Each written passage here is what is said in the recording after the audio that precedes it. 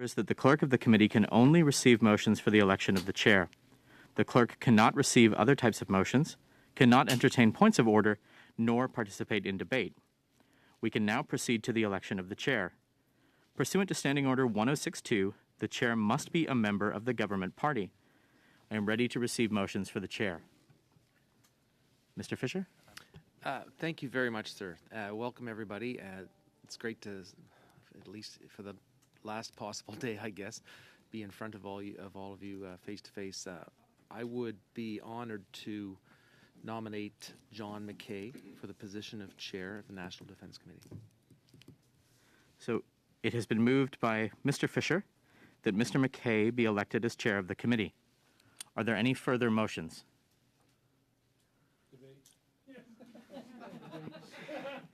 Any impeachment? Is it the pleasure of the committee to adopt the motion? I declare the motion carried Or you guys change your mind. and Mr. McKay duly elected chair of the committee.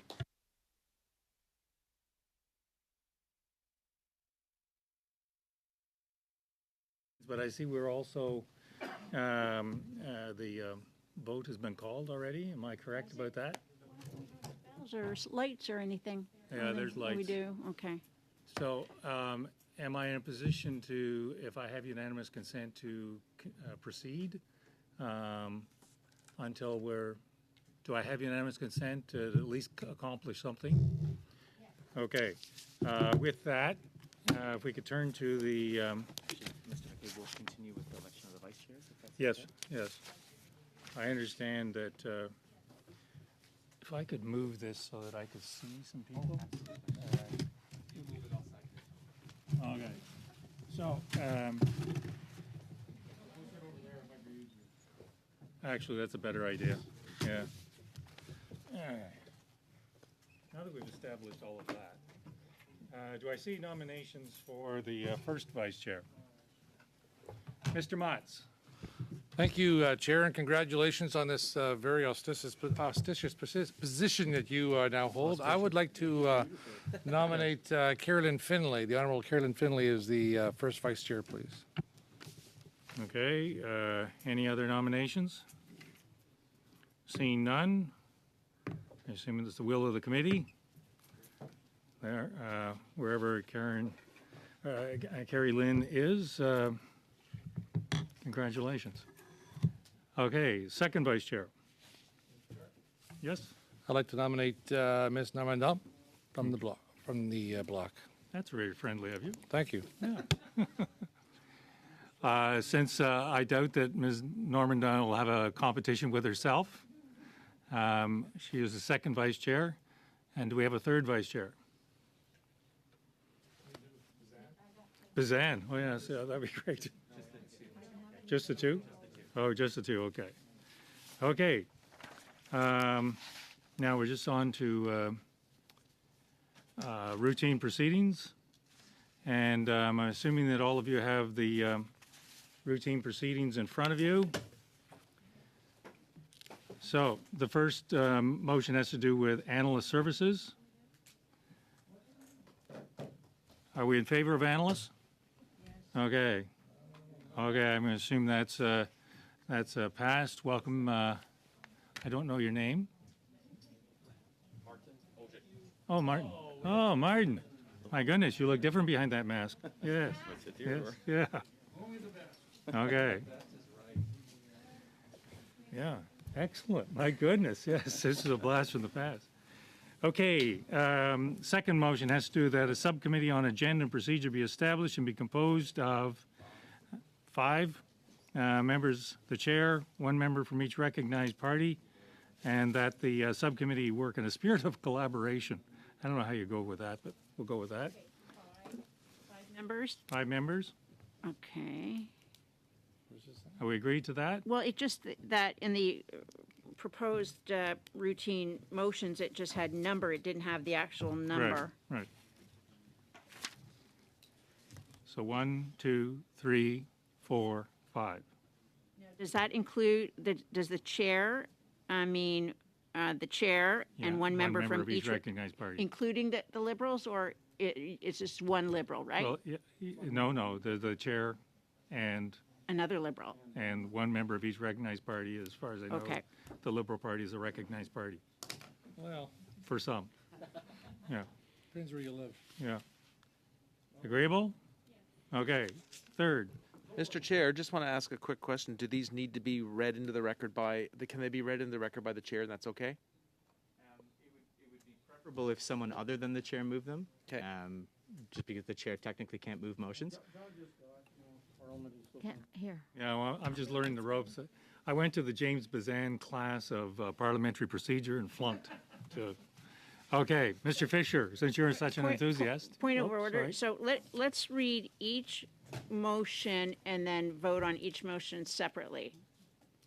We are Instead voting. of all of we are them going- at once into the record. Yeah, we're just doing the one at a time. Right. So we've done the first one.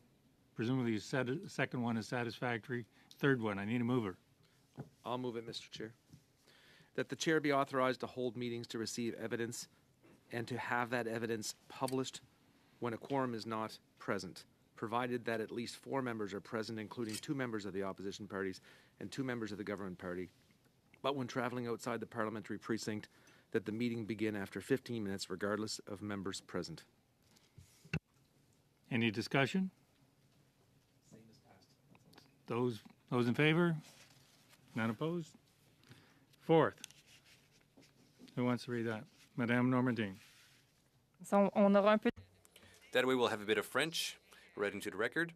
So I would like to table the following motion, that witnesses be given 5 minutes for their opening statement, that whenever possible, witnesses provide the committee with their opening statement 72 hours in advance, that at the discretion of the chair, during the questioning of witnesses, there be allocated 6 minutes for the first questioner of each party as follows for the first round. Conservative Party, Liberal Party, Bloc Québécois, New Democratic Party. For the second and subsequent rounds, the order and time for questioning be as follows. Conservative Party, 5 minutes. Liberal Party, 5 minutes. Bloc Québécois, 2.5 minutes. New Democratic Party, 2.5 minutes. Conservative Party, 5 minutes. Liberal Party, 5 minutes.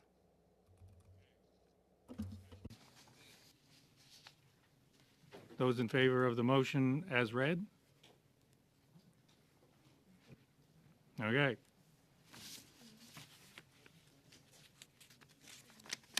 Next one. Mr. Bazan, do you want to do? That only the clerk of the committee be authorized to distribute documents to members of the committee, provided the documents are in both official languages, and that the witnesses be advised accordingly. Discussion. Seeing none? Those in favor? Good. Oh, you want to do this? But He's already on this. I don't want this motion to be enhanced. Okay. Mr. It might be. Yeah. That the clerk of the committee, at the discretion of the chair and committee members, I'm adding that part, be authorized to make the necessary arrangements to provide working meals for the committee and its subcommittees. Discussion? By his addition? No, I'm just joking. Okay. Any discussion? Seeing none? Passed? On division. Okay, travel, accommodation. Ms. Galland, do you want to move that? Yes, that if requested, reasonable travel, accommodation, and living expenses be reimbursed to witnesses not exceeding 2 representatives per organization, and that in exceptional circumstances, payment for more representatives be made at the discretion of the chair. Discussion? Seeing none? Those in favor? No one opposed? Okay. Access to in-camera meetings. Mr. Fisher, it's back to you. Thank you, Mr. Chair. I guess our virtual folks aren't carrying any weight here, so I'll move this one. That unless otherwise ordered, each committee member be allowed to be accompanied by 1 staff member at in-camera meetings, and that 1 additional person from each House officer's office be allowed to be present. So moved. Madame Gallant. Okay, so there has been a concern in the past with respect to that, in that sometimes a member will have an intern be that staff member. And we have witnessed security-wise that the person should not be an intern because they've been from foreign countries in the past, and it's just better to say that interns are not allowed to be present during in-camera meetings. And I believe also that a member, somebody from the whip's office is allowed to be in there in lieu of one of the staff members. So there can be a member of the whip's office come in, but it would mean one less staff member. Somebody would have to forfeit a staff member. I just want to make sure that's clear. So are you proposing an amendment to this motion? Well, I want to make sure that, yes, there is an amendment that none of the staff be interns, going through internships. Jen, then, okay. Jennifer? Thank you, Mr. Chair. I think that's ridiculous, given the fact that if a member has, or a staff person has a House of Commons badge, if they've been approved to be on the precinct, then they should be allowed. It is up to the discretion of each members of who staffs them, who is there. The suggestion that somebody from another country can't be trusted on this committee, I find deeply offensive, and I think we can govern ourselves to determine who is the best staff person to staff us. And in an in-camera setting, we limit those numbers for that reason, but it's the determination of each member to determine who that staffer is, whether they're an intern or a full-time, part-time employee. It makes no difference as long as they're approved on the Hill. I see Mr. May. I can't see Mr. Spiegelman. Where is he? He's virtually. Oh, no wonder I can't see him. Okay. Can we change the screen so that at least I can see? Okay. I'll go to Madame Normandine and then Mr. May and then Mr. Spiegelman. En fait, j'aurais In fact, my comment was the same as Ms. O'Connell. I would simply add as well that this isn't something that the whip discussed together. And we're talking here about people who would come to from the whip's office to assist us. Mr. Spiegelman. Thank you, Mr. Chair. I would echo MP O'Connell's comments, but in addition, it gets a little complex in offices like mine, and I'm sure many others, where interns are not just there for experiential learning; they're actually fully paid staff. And the term intern can mean a lot of different things on the Hill. And just the concept of that we would exclude somebody because they're not a full-time, long-term staff member, I think is problematic. Okay. I'm going to go to Mr. Spiegelman, but I see two Eve Robillards here, one apparently in person and one on the screen. Chair, thank you very much, and congratulations on your election. Look forward to working with you and colleagues. Just for the record, Mr. Chair, I strongly support the comments of my colleague, MP O'Connell. I've served on this committee since 2015, and certainly not been my experience on this committee that anybody was excluded for security reasons and related to the status of an intern. This committee does not have any security screens, unlike NSI COP, where people actually receive an elevated security clearance. It's my strong view, first of all, that there are no systematic security considerations attached to interns that come from, and I'm using MP Gallant's words, foreign countries. And secondly, that any MP who is engaging a staff member, including interns, does so at her or his full discretion with appropriate House of Commons clearances and security screens. And those folks should be given the opportunity to enter these processes as would other regular paid staff members. Thank you, Mr. Chair. Okay. I'm not seeing anyone else. Ms. Gallant, you move this. Are you satisfied with what comments of colleagues? Well, it would appear that that amendment would not pass. Okay. So amendment doesn't pass. Doesn't get passed. So the motion as is before you, Any other commentary? Seeing none. Those in favor? Those opposed? Good.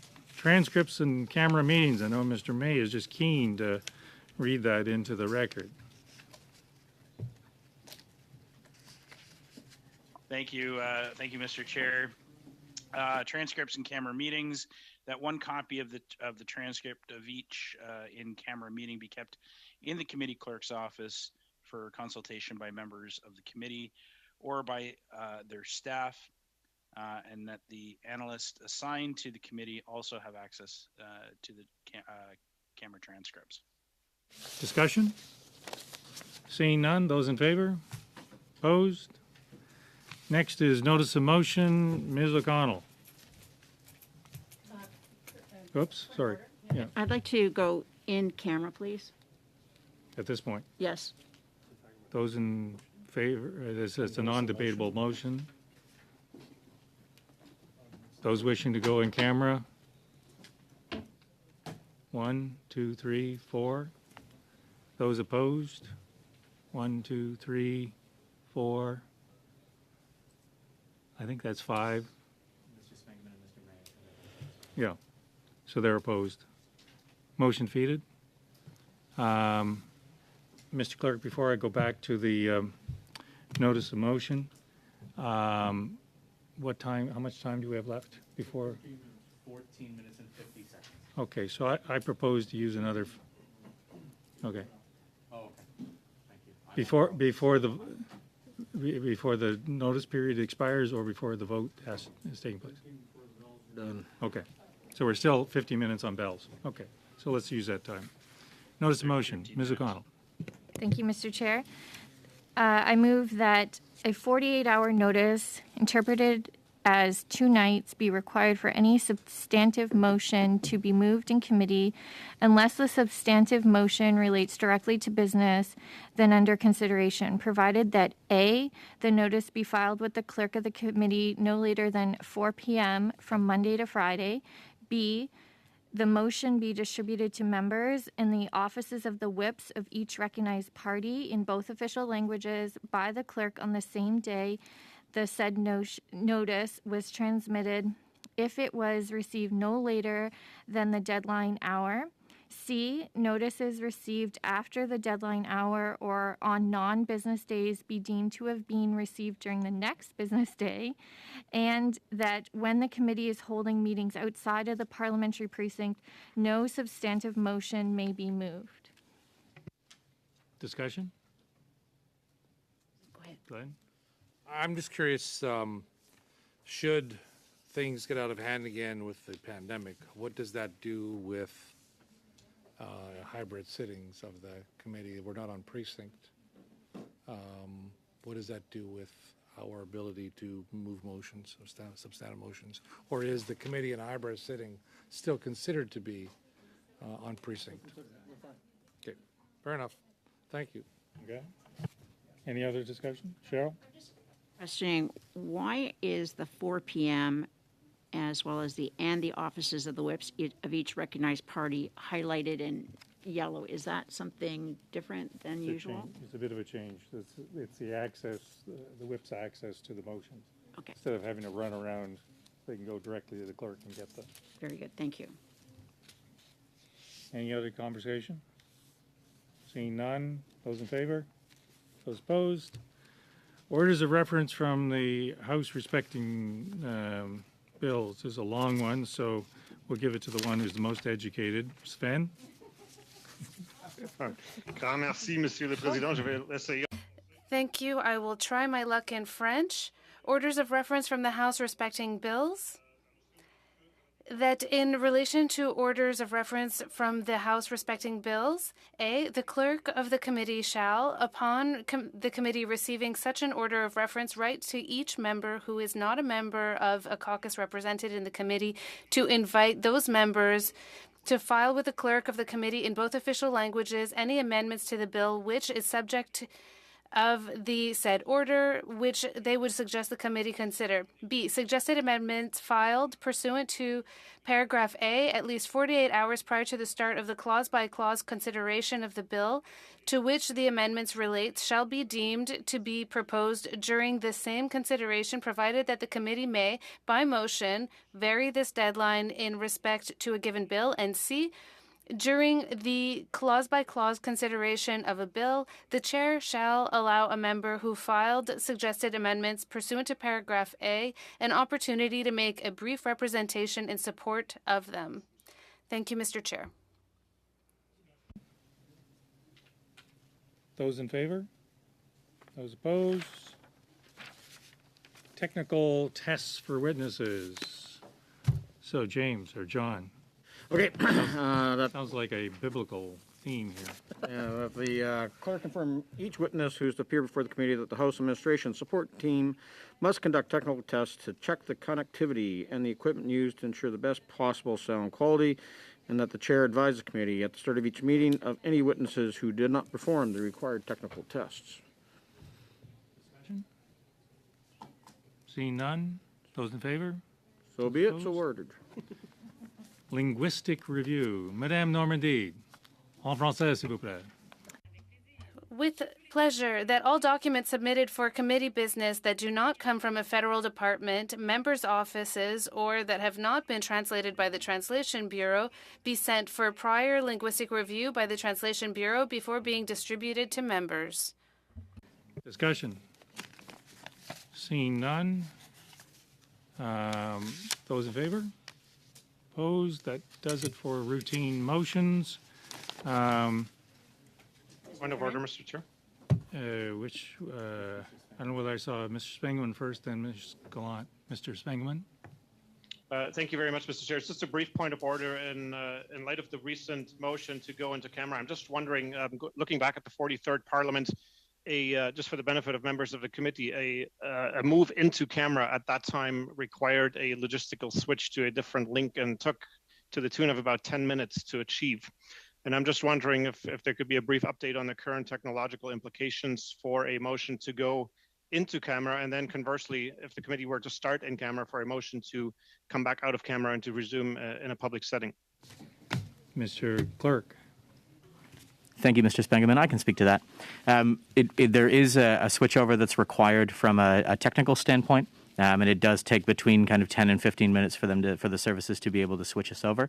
That said, we do have the capabilities to be able to do so should a motion come forward at any point, either if we start in public to go in camera, or if we start in camera to move back to in public. We do have the ability to do so, but as you say, there is a delay when we're doing that. And just for clarification, Mr. Clerk, it's a delay in either direction. Doesn't matter which way we start. It's still a 10-minute delay. That's my understanding, yes. Okay. Thank you very much. Merci beaucoup. Cheryl? Okay, thank you. And that being the case, when we do return after the vote, can we now move that we would go into camera upon return? Well, first of all, we've got to establish that there's a will on the part of the committee to Yes, return yes. here after the vote. And if so, if there is a will to do that, and if you will scope out a committee agenda for the next few weeks and months, then the question is, do you want to come back in camera? Is that fine? Do you want to? Mr. Chair, Yes. could I also recommend that perhaps if there are members who do want to discuss moving forward the agenda of the committee, that they could do so when subcommittee is now established, now that we've got through routine proceedings, instead of trying to rush in between votes and that sort of thing? Makes sense. So, Christine? Maybe to follow up on Ms. O'Connell's comments, if there is no motion, I don't see why we would have to have the subcommittee to meet, but I think it would be nice to have recommendations.